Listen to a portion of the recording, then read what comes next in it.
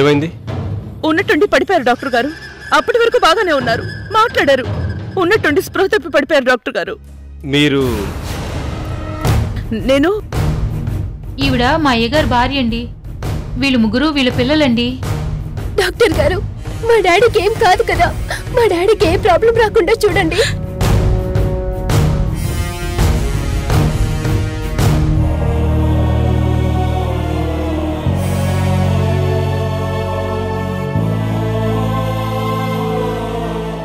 మీరందరూ ఇక్కడే ఉండండి. అలాగే డాక్టర్.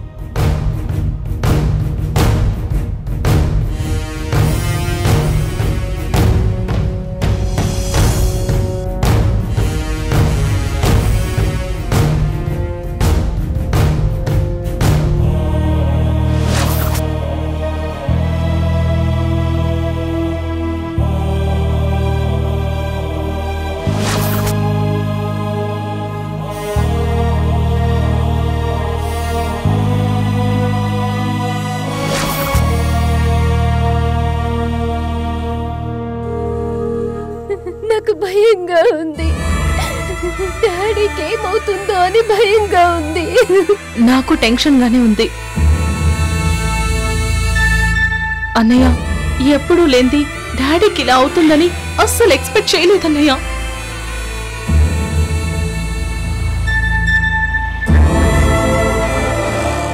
కావేరి, కార్తీక, మీరిద్దరు భయపడకండి. మీ డాడీకి ఏం కాదు, అంతా డాక్టర్ గారు చూసుకుంటారు. కొంచెం బీపీ ఎక్కువై పడిపోయారు. ఏడవకండి, ధైర్యంగా ఉండండి. నేనున్నాను కదా. నువ్వేం మాకు ధైర్యం చెప్పాల్సిన పని లేదు. ఏంటమ్మా ఇది? ఇలాంటి సమయంలో కూడా మీ అమ్మగారితో గొడవ పడతారా? కష్టంలో ఉన్నప్పుడే కదా అందరూ ఒకటిగా ఉండాలి. నువ్వు నోర్మి, నువ్వు పని మనిషిలా ఉండు. నా దృష్టిలో నీకు ఆవిడికి తేడా లేదు. ఎవరెక్కడుండాలో అక్కడే ఉంటే మంచిది.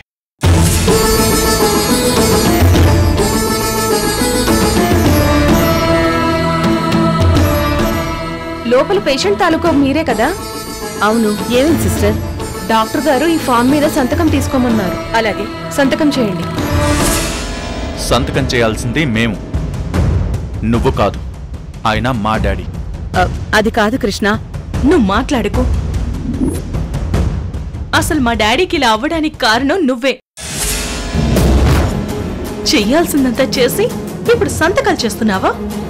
నేనా? అవును, నువ్వే.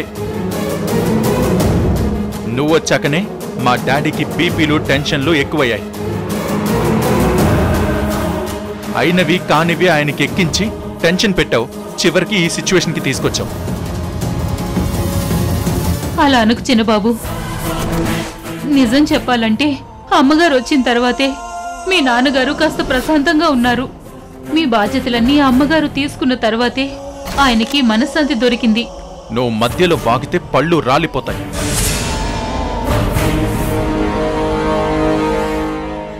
అన్నయ్య, ఈవిడ సంతకం చేయడానికి వీల్లేదు.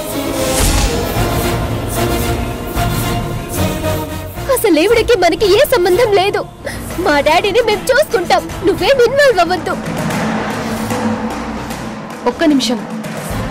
ఈవిడ మీ డాడీకి భార్య అయితే మీకు అమ్మే కదా? కాదు, మాకమ్మ కాదు.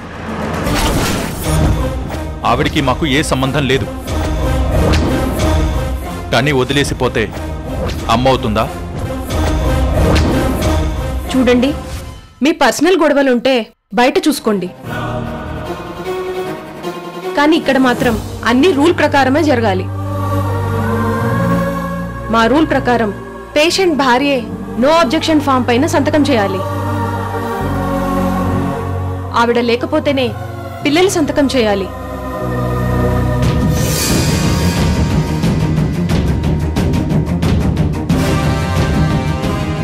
మేడం, ముందు మీరు సంతకం చేయండి. సంతకం చేస్తేనే లోపల ట్రీట్మెంట్ జరుగుతుంది. చేయండి.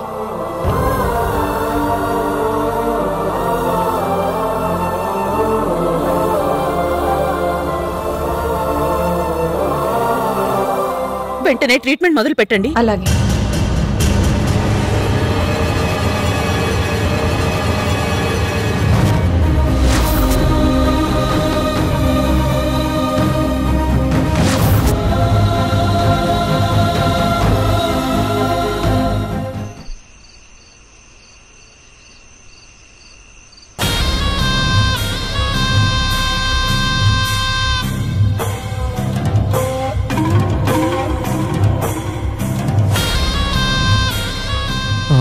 మాధవి, సారీ. ఈ ఇంట్లో నువ్వు కంఫర్టబుల్గా లేవని నాకు తెలుసు. మన పెళ్ళయ్యాక నేనే నీతో పాటు మీ ఇంట్లోనే ఉండాలనుకున్నాను. నేను అదే ఎక్స్పెక్ట్ చేశాను రవి. మా ఇంట్లో వాళ్ళు ఖచ్చితంగా ఒప్పుకుంటారని అనుకున్నాను, కానీ మా డాడీ నో అంటారని అనుకోలేదు. అంతా బాగుంటే మన ఫస్ట్ నైట్ మీ ఇంట్లో జరగాల్సింది. ఇక్కడ కాస్త ఇబ్బందిగా ఉన్నా అడ్జస్ట్ చేసుకో. ఉండు రవి, నేను చూస్తాను.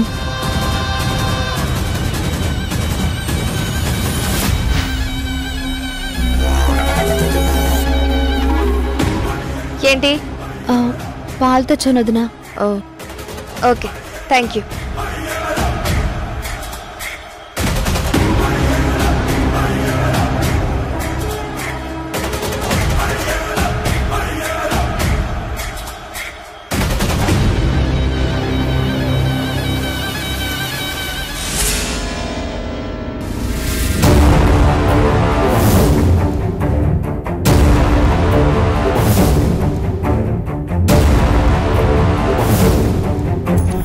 మీరు తాగండి.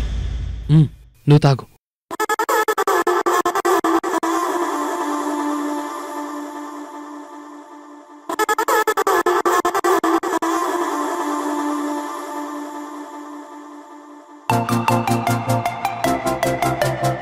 మీరు తాగండి.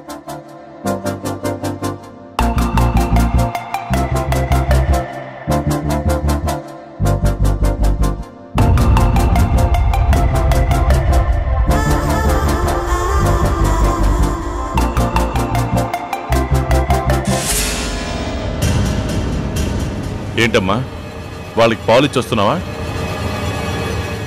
బాగుంది, చాలా బాగుంది. వాడికి ఎలాగూ సిగ్గుశరం లేదు. అలాంటి వాడికి చెప్పు తెగేలా సమాధానం చెప్పాల్సింది పోయి వాడికి పాల గ్లాస్ కూడా ఇచ్చొస్తున్నావా? నాన్న వదిలేయండి. ఏంటమ్మా వదిలేది? బాధ్యత లేని మనిషి ఎవరికైనా భారమే అవుతాడు.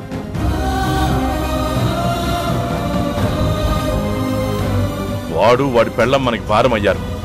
నాన్న ప్లీజ్, ఇప్పుడు మళ్ళీ మొదలు పెట్టకండి. వాడికి బాధ్యత లేదని మనం బాధ్యతని వదిలేయకూడదు కదా నాన్న. ఎంతైనా వాడు నా అన్నయ్య.